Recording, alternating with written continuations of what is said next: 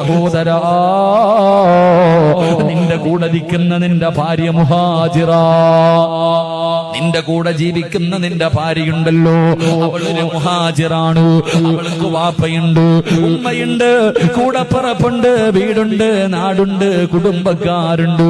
പക്ഷേ നീ നിന്റെ ഭാര്യ മഹർ കൊടുത്ത് വിവാഹം കഴിച്ചു കഴിഞ്ഞപ്പോ അന്നു മുതൽ നിന്റെ വാപ്പയാണ് അവളുടെ വാപ്പ, നിന്റെ ഉമ്മയാണ് അവളുടെ ഉമ്മ, നിന്റെ കൂടപ്പറപ്പ് അവളുടെ കൂടപ്പറപ്പ്. പടച്ചവനെ അല്ലാഹുവേ, നിന്റെതെല്ലാം അവളുടെ നാവുകയാണ്.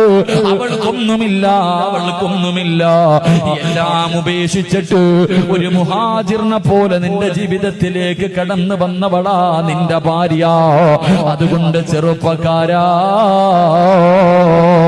അവൾക്ക് വേണ്ടത് ചെയ്തു കൊടുക്കൽ നിന്റെ കടമയാണെന്ന് നബി മുഹമ്മദ് മുസ്തഫ.